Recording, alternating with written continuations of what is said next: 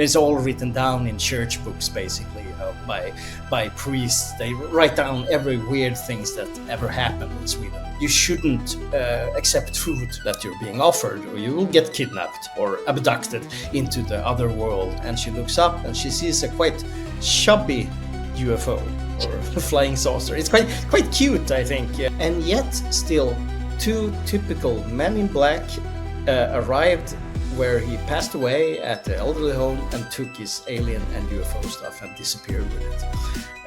It feels like in a way, the perfect ending to his life and career. And I can see how the door handle is slowly moving, looking out through the peephole.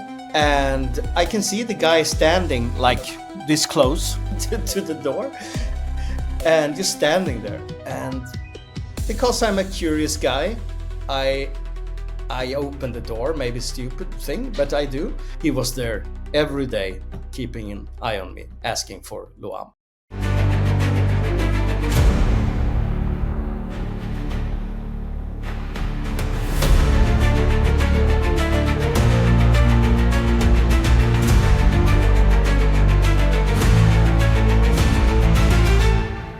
Fred, welcome to Shifting the Paradigm. I'm so excited to have you. How are you? First of all, thank you for having me here. I'm super fine. Spring is coming to Sweden, which is like the only thing we Swedes care about is the sun. So when the sun comes, it's like people are crazy. I mean, this is the only thing we've been waiting for the last 6 months or so, because it's been pitch black, cold, disturbing, nasty, and finally blue sky, sunshine. It's wonderful. Yeah. And the angels are singing in the background. They're like, yes. Exactly, exactly. Well, talking about Sweden, you are a Swedish researcher, author, and television freelancer specializing in high strangeness, in the paranormal, and the weird. So what was your first weird experience that got you interested in all of that? Mm-hmm. My first weird experience. But it wasn't, I mean, that happened like 10 years ago. I've been interested in the subject since I was a kid, since my mother gave me a book by the Russian-Swedish author Eugene Semichov, an amazing book that was published in the 70s. And she gave this to me, and I felt, this is magic. This is wonderful. This is so cool. But my first really weird experience was actually during a TV production, maybe 10 years or so ago, at a haunted house, or a haunted little cabin in the forest, actually. And the family who lived there, they had problems, you can say problems, with ghosts in the garden and inside the house too, but in the garden. And when I'm standing there, this is like after lunch, sometime during the day, this is summer, and I see this black solid shadow a shadow character, solid black, peeking out at me from behind a very, very slim tree, a couple of meters away. And it's so clear. I've never seen anything like it. So for me, that was important, because I had a chance to see what they saw, and I could relate to it in a different way. I've had other experiences, but I'd say that really was the first truly, for me, weird one. I have some memories of seeing some kind of ghostly figure as a kid, because we lived near an old castle outside Stockholm. My mother worked there, and I saw this half transparent character comes walking. I don't remember if it was towards me or from me, and disappearing, in front of my eyes. So it's all those tiny little things. But I'm mainly a researcher. I do interviews. I read a lot of reports. I meet people. I like people, and I want to hear their stories.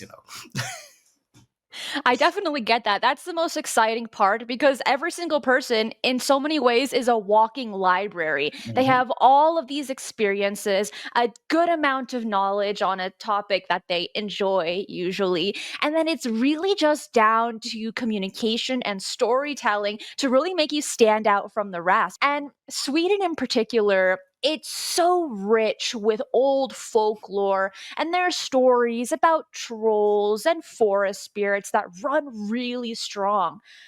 But here's a kind of a twist to my question. How might it connect to modern UFO sightings? Mhm. Well, I mean, if you look at older stories and experiences about encounters with the little people or trolls or even giants, they're often very very similar to modern UFO experiences, from the meetings with beings, entities themselves, to the presence of lights, for example. Um, One of my favorite cases when it comes to that, you can find these cases, I mean, hundreds of years back. It's all written down in church books, basically, by priests. They write down every weird things that ever happened in Sweden. It's a treasure to go through. But there's this one in 1931, and there's a guy called Helge. He was a farmhand, and he was working on the farm, and he went to another farm to meet a friend, and they hanged out a bit. And when he walked home during that night, he hear these voices coming closer. It's like some weird unknown language. And he looks up and he sees maybe a dozen or so tiny men with beards and grumpy faces. And they're passing him like maybe 30 centimeters or so. I mean, they're very, very close, and he just stands there looking at them, and they're kind of ignoring him, but they're also kind of aware that he's there. And they pass him, and they go out on a field, this tiny man, and into a bright light that's hovering out in the field, and go into it, and the light flies away right up in the air. Which is, for him in 1931, this was a meeting with, Tomte. Tomte is like the Swedish gnome, basically, the little people, or a vette or something. This what his was his experience. But now when you look at it, it's very very similar to people who meet, aliens, or aliens that going into a flying saucer, or a UFO. Another one, which is very very weird. I found this as a letter, actually. So I'm sorry, I can't back this up too much, but it's a fascinating story. It's a person who tells about, I think it was their grandpa who had lost a cow, and he was out in the forest looking for the cow, and he sits down to rest. He lights a fire, and suddenly he sees, uh, you and me would see it as a flying saucer or a UFO, but what he saw was a giant mushroom, kind of standing on three legs, like an fly agaric or something like that. And he just looks at it. He's not scared or anything like that. He just looks at it, and out from the mushroom comes tiny white creatures who goes up to him and talks. And somehow they ask him what he's doing out there, and he says, "I'm looking for my cow." And they say, or telepathically or something like that, they say, like, "Look behind you," and he does that, and the cow is there. But I I enjoy so much the thing that this was way before flying saucers, or crafts, mechanical crafts, or stuff like that. So he saw a giant mushroom, basically. It's just, there's much more. That's such an interesting description. And we see that across history how when people have UFO sightings, they describe the shape based off of the knowledge and the vocabulary that they have at the time. We've heard Yes. flying candle lights, we've heard flying cannons before, and it's flying ships. I mean, the list goes on, mainly in Europe, if we're going to be pointing at those, for example. But a flying mushroom, I haven't heard one like that before. I wouldn't mind integrating that into my vocabulary. Hey, did you see that flying mushroom up there? It was crazy. They're going to ask you, Christina, are you on something? You sound out of your mind. And I say, no, no. It's the new cool. It's the new ufologer kind of vocabulary, which a ufologer is a UFO researcher. And you put those two words together, ufologer. Yeah. I made that mistake once and then it just stuck and now everyone loves it so much. And I said, okay, we'll keep it. But flying mushrooms, that sounds really cool. Yeah, it's cool. It is cool. I love that story. I mean, if I can connect back to how people use their perception of the time to see things or challenge themselves into what have they been seeing, we have in the 30s in Sweden we had the ghost flyer, which was when people saw unknown airplanes all over Sweden, and which basically is like a kind of UFO flap.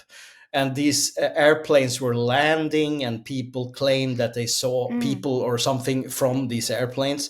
And then later in the 40s, of course, you had the ghost rockets, because what people could relate to then was the World War II, the military technology, rocket science, and these kind of modern weapons. So they saw ghost rockets, or what they called ghost rockets.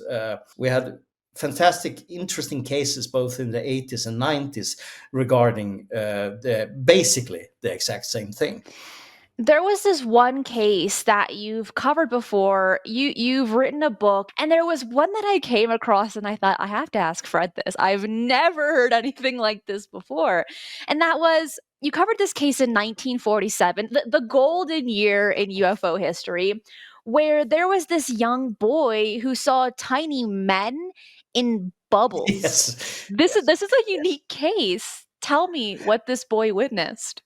Yeah, that's an intriguing one, and I think it's kind of also kind of connected to kind of folklorish things, but because he was a boy when he saw it, and he couldn't relate to as much probably as he could have done later. But he was walking home one evening, or early evening, if I remember it correctly, and he saw these three circles in the sky, hovering or spinning or something like that. And they seemed to be landing behind the farm where he was living with his parents. So, of course, he was a boy, and he's a curious boy. So he runs there and looks into the yard. And there he sees a bubble, like a transparent bubble, where there's a tiny man with a quite grumpy, almost mean face. I don't think he saw them as mean, but they had a very, kind of face. And the little man was holding a staff, kind of, and pushing himself forward, or steering the bubble. And two more bubbles appeared with this tiny man. I believe they noticed him, and of course they were a bit shy, these tiny men in their bubbles. So they went with the bubbles around the corner of a house on their farm, and of course he ran there, and they were gone. It's a very odd little case. I actually found a very, very similar case in the UK in the late 70s, where a witness saw almost the identical thing, but just one bubble and one man, completely with the staff and moving forward or steering with it. It's an oddity, really. Yeah. One pattern that I noticed with these Swedish stories is a grumpy old looking man. Yeah. Like, am I missing some symbolism here? Like, why are they so grumpy, Fred? Well, I mean, these cases we talked about are set in the 30s and 40s, and our culture and the mythologies we have was, and still to a large degree, is revolving around gnomes. The tomte, the small grumpy man who takes care of the farm, and they were considered I mean, they were considered quite, maybe not mean, but they were disciplined. You should treat them well. If you didn't treat them well, they could be very, very angry. There's some very old, I mean, we're talking, more like folk tales, how these gnomes actually could hit you so hard, so your eyes popped out, for example, or break your arms or legs or something. People see these small men at the time, they kind of saw what they expected to see. Grumpy little gnomes who, you should stay a little bit away from. You should treat them with respect. With that said, we still have a lot of these stories in Sweden, way more, honestly, way more than UFO sightings, I'd say. Yeah. In present day? Yeah, in present day, yeah. Especially outside the big city. I mean, it's not written about in newspapers or television or stuff like that, because it's still considered quite weird. But if you go out and you talk with people, many people have stories to tell, or their parents experience something, or their grandparents experience something. Even in my family, there's stories like that, for example. So it's more common than you believe, actually. I was recently looking into a case in Hällbo. Hällbo is a small town, and a lot of people there have seen the same. They consider it the same gnome, running around, keeping an eye on things. You had several witnesses at the same time, for example, seeing this little fella. And you have a very, very famous road stretch where there's a lot of accidents. The accidents part is very exaggerated, to be honest, but there is some interesting observations in modern times of tiny men with beard who might or might not have caused accidents. So there's I love these kind of stories. I am with you on that. It's so fun. It's so ingrained in our childhood, mainly, of really wanting to meet these, interact with these, or avoid them. I remember when I was younger, I read books about fairies and trolls and gnomes as well. And I would ask my dad, I'm like, Dad, where can I find them? Okay, I want to be friends with it. I want to give it some food and some snacks to really build that bridge. And he told me, he's not Swedish, by the way, but he told me that they live in tree trunks in the holes, but they'll never come out if you try looking for them. And so as a child, I would hide behind a bush and just wait there, waiting for the fairies to come out. And now it sounds kind of silly, but then as a child, you're just filled with so much curiosity and wonderment. And I had biscuits ready. I had some beverages ready for them as well. And what's interesting about that little detail is that you've investigated several cases where beings offer food to humans. Where can I find one of these, and what happened? Well, I mean, one of my favorite cases. I often say favorite case because every case is my favorite case. But there's one in 1979, for example. I often looked into older cases, as you hear, and there's a small town called Västervik, and you had this girl who was out walking pretty late at night. She couldn't sleep. It was full moon, so she was restless. She wanted to get a bit tired, so she decided to walk a couple of kilometers around a nature area of recreation, if not recreation, recreational area, you can say, with forests and stuff. And just as she's walking there, I think it's more or less towards the end of her walk, she kind of sensed that there is something around. There is someone looking at her, and she looks up and she sees a quite chubby UFO or flying saucer. It's quite cute, I think, and it's standing there among the trees, and she's like shocked. What is this? Kind of. So, and she's almost hypnotized by it, because it's such a weird thing, of course, to see. This is not out in the wilderness. You have houses all around, like 100 meters away. And she looks at it, and suddenly two beings come out from the back of it, and they're tall and slim and have silky clothes on and pointy ears, kind of comic book style, at least if you judge by her description. And they seem to talk about her. She's afraid that they're laughing at her, that she looks funny. She's a bit disturbed by this. Uh, After a while, they come closer to her. She's still, basically frozen by fear. And she decides, if the aliens or whatever it is, stretches out her hand, and in the hand there's what looks like kind of a piece of chocolate, like they offer her. But she's so afraid, so she can't move. So she doesn't take the chocolate. And after a while, these beings they back off, they go into the UFO, and they disappear. These are, of course, you have heard similar stories in the United States or in England. You have the famous Joe Simonton case in the 60s, where they offer him pancakes and he eats them. And is, of course, also rooted in all fairy tradition and even gnome tradition, that you shouldn't accept food from these beings, or else you will get kidnapped, or you will get stuck. This is, of course, rooted in old fairy tradition, fairy mythology, and gnomes and such. You shouldn't accept food that you're being offered, or you will get kidnapped or abducted into the fairy realm, or to the other world, or what you want to call it. So I think this girl did the right thing by not accepting the chocolate. We have another case in the 80s where a guy named Ante Jonsson, he had a quite harrowing experience when he was out during the night, and he was attacked by some dwarf-like creatures with hoods, who tried to drag him into a flying saucer, a big black flying saucer. But after that, he kind of he became friends with them, kind of.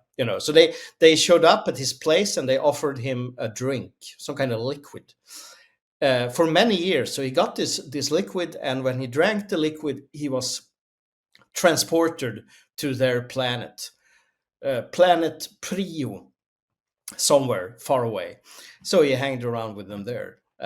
So that's another example of what happens when you offer something to drink or something to eat by beings not of this world. So you really just got to test your luck. Either you'll be kidnapped or you'll make friends. Yeah, kind of. That is, well, I mean, that's a gamble. When we're looking at these UFO cases, the very strange connection to grumpy gnomes. A lot of the times when we look at the US, for instance, when there's a UFO sighting or a UFO encounter, the men in black are very quick to be on the case. They're already knocking on doors right after the encounter takes place. Interestingly, Sweden has, according to your research, the same kind of people, these men in black. I'm excited to hear about this. What have you found? Yeah, it's it's it's kind of a tricky thing, because it's basically the same kind of experience, same kind of behavior, but it's still a bit different. Let me explain. I think that it's not as common in Sweden as it is in the United States or in other countries.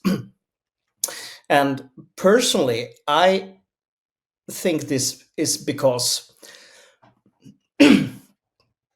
in Sweden we don't have the same level of paranoia or secrecy. So people expect a different kind of behavior. In the United States, for example, or the UK, we're a lot more open in Sweden. So there's not many secrets. Of course, there's secrets, but not to the same degree. So the cases I found are similar, but there's very, very few instances of typical men in black. We have a series of frogmen in black, where you have divers showing up at weird places, warning witnesses, for example. My favorite Men in Black case in Sweden is connected to Ante. I mentioned Ante earlier. He was attacked by some dwarf-like creatures, and he had a many years of as a contactee, you can say, with these beings, and he traveled to their planet, etc., etc. And when he passed away a couple of years ago, he was living at an elderly care home. He was quite old and frail, but he still kept up the contact with his friends out there. During these years, he collected stuff. He claimed to have collected stuff. It could have been technology or stones, or he wrote notes about everything. He experienced all these kind of weird things. He rarely showed it to people around, but he claimed, okay, I have these things. So when he passed away, a couple of days later, his family came to the elderly home to gather his things. And when they arrived, the staff told them that his family had already been there. Two men in black suits had claimed that they were his family, and they took all his UFO and alien related stuff and had disappeared with it. For me, that's super weird, because here you have a guy who was a friendly guy. He had these weird contact experiences. I mean, he was not a superstar. He wasn't a guru or anything like that. He kept to himself. And yet, still, two typical men in black arrived where he passed away at the elderly home and took his alien and UFO stuff and disappeared with it. It feels like in a way, the perfect ending to his life and career. Someone took his secrets with them. We had a few other similar, or not similar, but we had a few other cases in the 70s where ufologists were approached by odd men, often after seeing a UFO. One of them lived quite far out on the countryside. There was open fields around. And the day before, he had this experience when seeing a cigar-shaped UFO over town, and he actually contacted a newspaper to talk about this. And they published it the next day. And the same day, a weird guy, oddly, I mean, he just acted weird, and his behavior were awkward. And he knocked on the door out where he lived and asked for some direction. And he looked, I mean, this was Sweden during the early 70s. So seeing a person or whatever it was who didn't look Swedish was very, very rare. This guy looked kind of Asian or Hispanic, or there was something that wasn't typically Swedish at the time. So he reacted to that. And he pointed in one direction, and the guy left, and the ufologist, he felt that was weird, and opened the door, went out on the road, and the guy was completely gone. And there was no place to hide, for example. So he felt like they were kind of checking up on him. They were kind of, seeing what he was doing. Was this the place where he was living or whatever? I wish there was more experiences, but maybe it will show up more. I had one weird one myself, which I believe I mentioned in the book, but it's kind of far-fetched.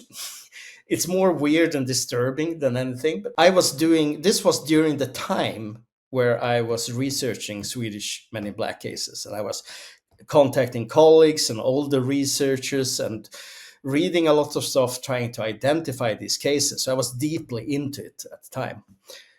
And I had been doing some shopping, and I was walking home where I live, not far away from where I live. And when walking there, I pass a guy. A guy comes walking towards me, and I pass him, and I kind of sense, I can feel that there is something off here. So I turn around and I notice directly that he's now standing looking at me completely still, like Michael Myers in Halloween. He's just standing there with his arm down. And at first I think, of course, this is someone I know. He's dressed in black, but it's not a suit or anything like that. It's very, it's a black clothes. So I decide to continue to walk up to my house and through a park. And I notice after a while that this guy is following me. But every time I stop and turn around, he's stopping. We have already stopped, and he's standing there with his arms along his body, and he stares at me. And so I hurry home. I lock the door. I don't think so much more about it until a couple of hours later, maybe, and I notice how the cats, I have two cats, they're focusing on something in the hallway, and they look worried, or they behave stressed or something like that. And I go out in the hallway, and I can see how the door handle is slowly moving up. It's like a horror movie, basically. And and I looking out through the, what do you call the peephole? What do you say? People. Yeah. And I can see the guy standing like this close to the to the door, and just standing there. And because I'm a curious guy, I open the door. Maybe stupid thing, but I do. And I ask him, "Hey, are you looking for someone?" And he says, "LUAM." LUAM. That's what he says. That word. LOAM. LUAM. And I said, "There is no LUAM here." And I closed the door. And he stands out there for a couple of hours more. And then he disappears. Hours? Yeah. And then, but here's the thing. He continued to do this every day, especially afternoon, for like a month. Every day he was standing outside the door, sometimes in the stairs looking down at the door. And I got so used to this, and my partner at the time too. We got so used to this that when we came home from work, he was standing in the by the house, and we just said hello to him. So, when you experience this every day for a month, after a while, it's not scary anymore. Anyway, until the day or the night he tried to get into the apartment. It was around midnight, and he was on the door, he was knocking, and he was ringing the doorbell. And as usual, he was asking for LUAM. And we told him, "You can't do this anymore." The next night, we found him outside the balcony. And I remember how clearly I could see his eyes glimmer in the darkness outside. I was looking out the balcony, and I just saw his eyes. And after that, he disappeared. So for a month, there was this, during the time where I was researching Men in Black, basically, or the whole phenomena, he was there every day, keeping an eye on me, asking for LUAM. And there's more to it, of course. I mean, I'm interested in the esoteric and the occult, and I was reading about Aleister Crowley and how he was channeling Lam, an alien-like being, almost like a gray. And Lam and LUAM is basically the same word for, it's the different spelling for the same word, which means some kind of mud or something like that, some kind of soil. And this also sets off a weird synchronicity thing, because after he disappeared, maybe a couple of months later, I got this email in the morning from a friend in Norway, and he sent me a photo. And the photo was like a big footprint in the snow. And we were joking that, oh, this is a troll footprint. It was more funny thing. So yeah, could be a troll footprint or a Bigfoot or anything. Anyway, a couple of hours more, a TV production in the UK contacts me and asks about a photo that my partner at the time took, where I claim to see a troll in the background. So you have two troll things in a row there. So I found this amusing, of course, two trolls the same day. In the evening, I go to do my shopping and I walk the same path as I walked through the park. And exactly where I saw him in the park, exactly the same spot, I see something on the ground. And it looks like a tiny humanoid creature at first. And I walk closer, and on the exact same spot, there's a tiny wooden troll, a troll carved from wood. I still have it, not here though. And that was like, okay, maybe it's a bit far fetched to connect it to the LUAM guy, this weird guy, but it for me at the time it felt like, what the heck is going on here? Um, so I kept the wooden troll at the spot, and it's still in my possession, and I will never let it go now because I think I might be able to control this guy through it. That's more a weird story than anything else. No, I have so many questions. So this person, or income person, was standing out of your place for a month. Did Mhm. you ask him questions? Did you take DNA samples? Did you give him snacks? I mean, like, how did you interact with this guy? Well, we didn't take DNA samples. I'm sorry to say, we didn't You didn't feed take him. his coats or anything, or like pull out a No, little hair? no, nothing like that. I mean, it was such a, when you saw him every day, it was like, I'm exaggerating, but it was like seeing an old weird friend. We tried to talk with him in the beginning, but he only repeated the same word, Loam.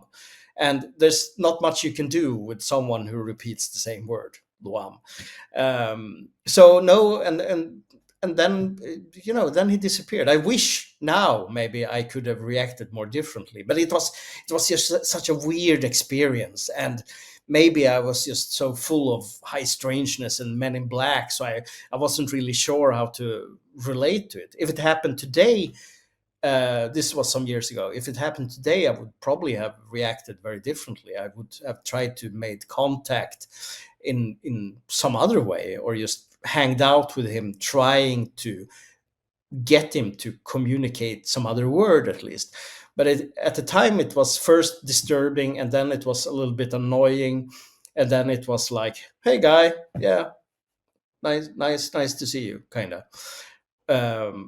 But take it for what it is. Maybe it was just a weird guy who happened to show up at the right moment in my research, and the troll synchronicity that happened later.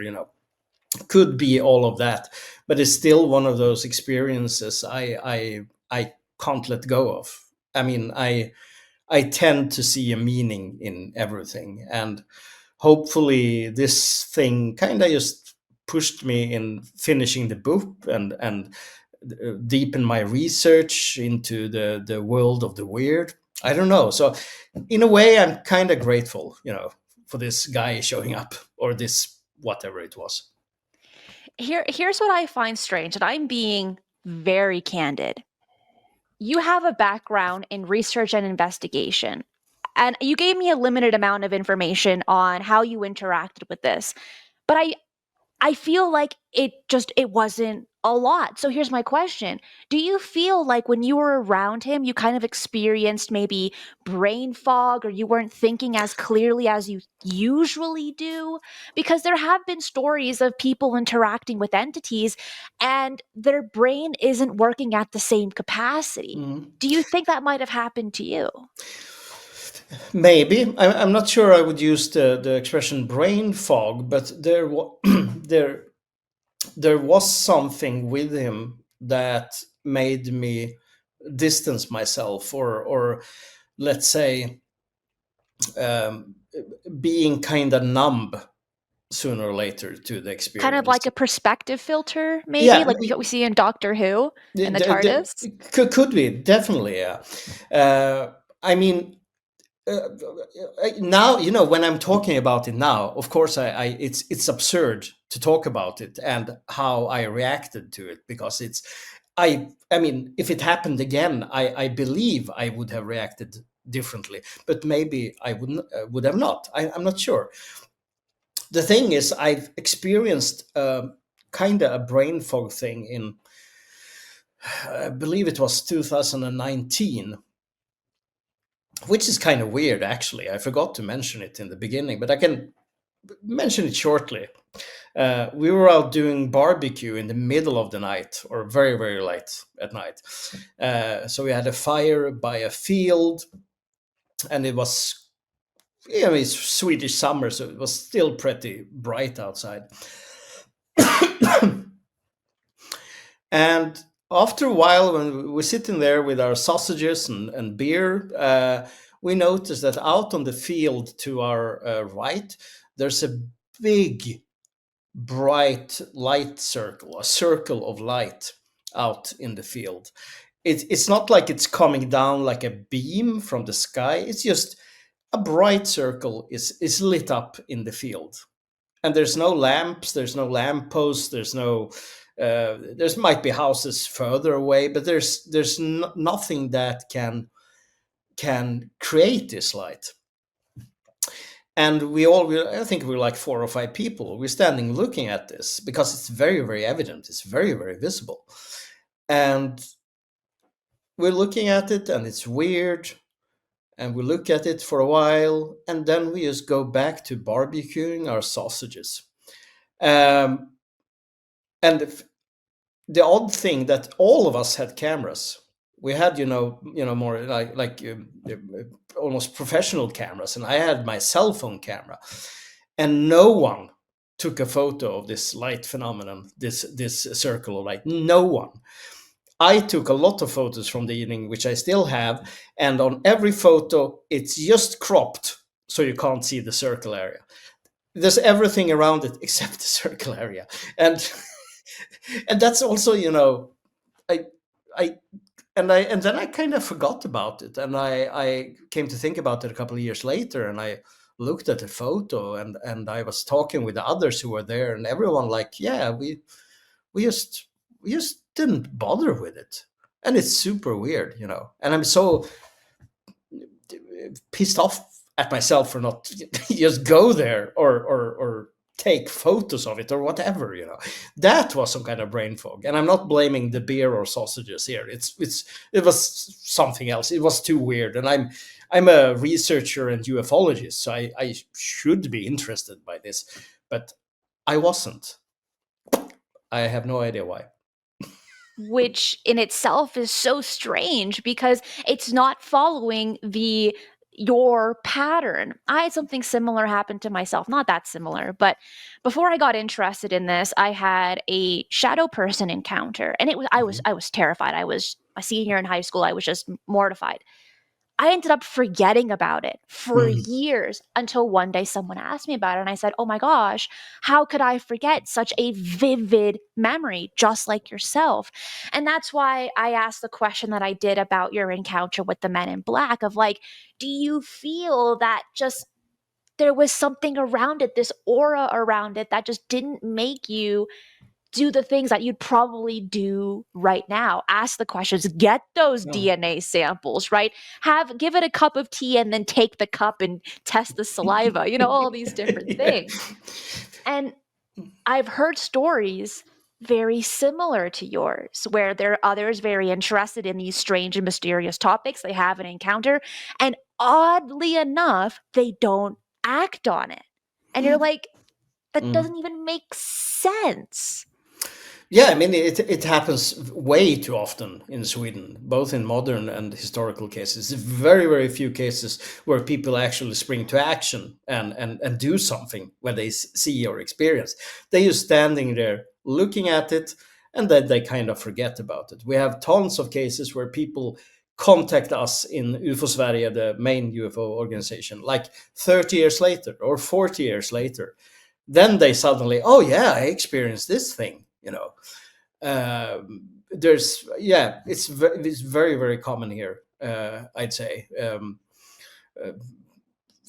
Oddly enough, now I remember one that's the opposite, where a married couple are awakened in the middle of the night, and the wife is floating outside the bed, and the husband sees three gray beings standing in the corner and a bright light, and he doesn't just look at them. Instead, he raises from the bed and he kind of throws a karate kick at them. and they disappear, and his wife is falling down on the floor. But that's a different story. You know, when all fails, karate kicks, okay? They are strong and powerful, just like Kato in the Pink Panther. Where will he strike from next? Yeah. You mentioned that people are coming to the Swedish UFO forum, kind of like the Swedish version of MUFON, and they're telling their stories 20, 30 years later.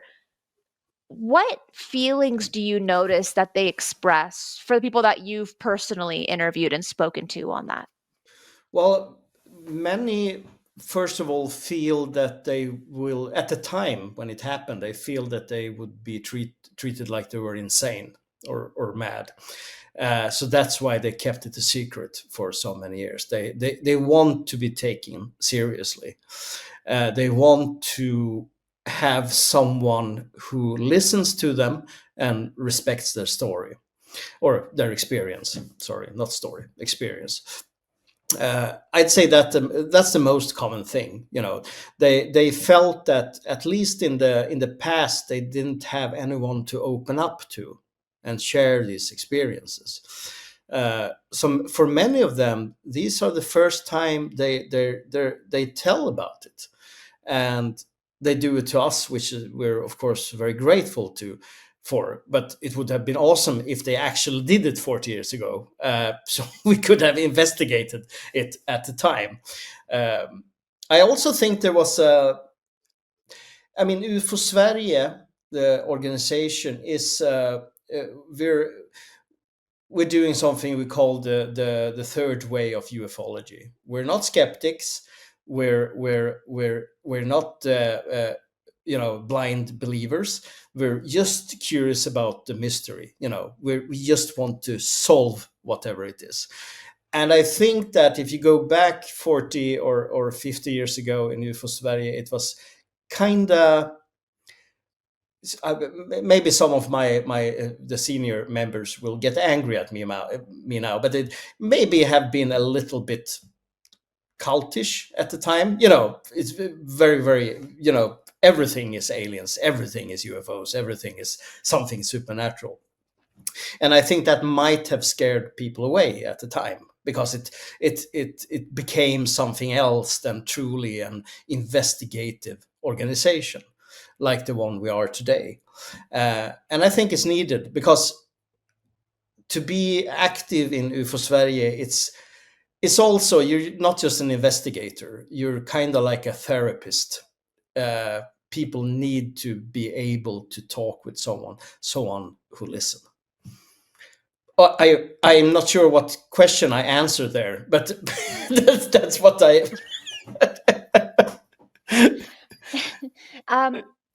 You bring up something so valuable, and that is when these people are vulnerable, willing to share their stories on something that they believe would be ridiculed for.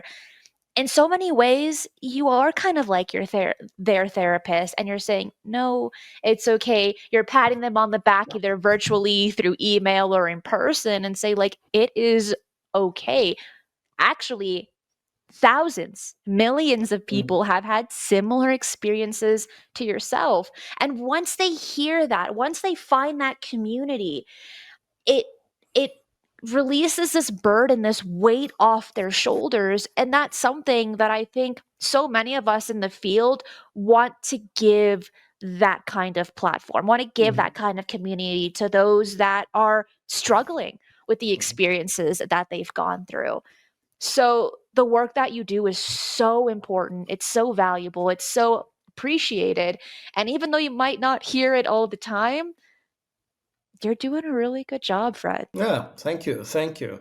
We've been doing some counting, and we believe there's a lot of people who never told about the experience. Sweden is a small country. We're 10 million people at the time, which is tiny country. We believe that at least 1 million of them have experienced something that they can't explain, something out of the ordinary. Might it be a UFO or creature or a folklorish spirit or whatever, something that's outside of their reality. So there's so many more stories to an experience. Sorry, I use stories all the time because I'm a writer. So there's so many more experience out there to investigate and listen to and write about and do research about. Oh, there's so much. It will never end, actually. No, it won't. That's what makes this topic so interesting, is that it's a never-ending path. You're not running a marathon, you're running to infinity. So you better have really good tennis shoes in order to get to that destination, because you probably won't get there anytime soon. I have just one more question for you. And that is, if you could witness any strange phenomenon in the past or in the present, what would you choose to see? And why does that case that you're going to choose, why does it interest you the most? I would have loved to. It's getting dark in here. Do you even see me now? I'm trying to. It's so dark in here. I can't see myself, actually, almost. So it's now I look like something from a horror movie. It's fine, I guess. I apologize. I didn't think this through. Anyway, I mean, I would love to go back to 1969 and go to a place called Trehörningssjö. It's a small place in Sweden where a guy named Kjell Näslund was working at a transmitter station one evening. And he had this hunch to look outside the transmitter station. And outside, he sees a gigantic craft of some sort. It's huge. It's huge and gray, kind of fussy, but it's gigantic. And from this, whatever it is, from this craft comes a dozen or so flying, fluffy box-shaped things. And they fly up to him, and he decides to let them inside his place where he works, the transmitter station. So he opens the door for them, and they flies in, and they kind of just inspect the place. They're looking at the technology, they're looking around, and he's just standing there looking at them. He thinks they're friendly or something. And after they're done, they just floats out the door, and they move towards the big UFO, and they kind of sucked right in through some kind of vortex Polish thing. And I mean, this is a very, very simple retelling of the case, but it's such a weird one. I mean, he kept this a secret for like 2 or 3 years. He first told his colleagues and his wife. They all thought he was drunk or something. They didn't believe him. So I would have loved to be there with Kjell to see and experience what he saw and experienced. That's a definitely one. I think it's one of the weirder UFO cases we ever had in Sweden. There's tons more, of course, but this one, good old Kjell. What were those boxes?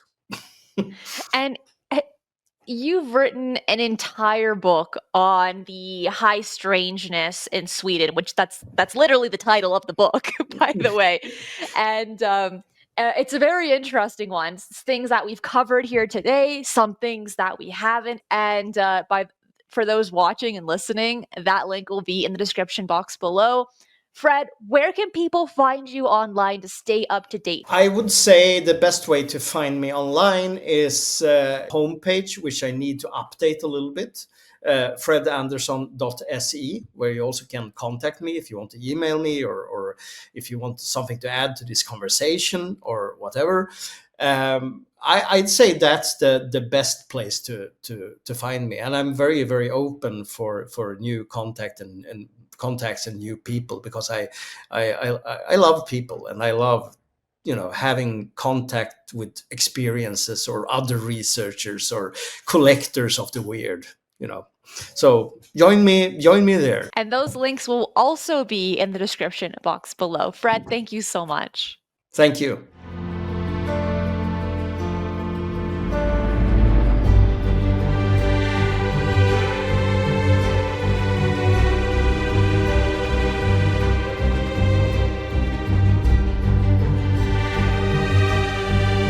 If you enjoy the strange and the mysterious, UFOs, the paranormal, and cryptids, this channel is for you. So make sure to subscribe, as I do 3 videos right here every single week, and hit that notification bell so you do not miss any of the bonus content I post right here.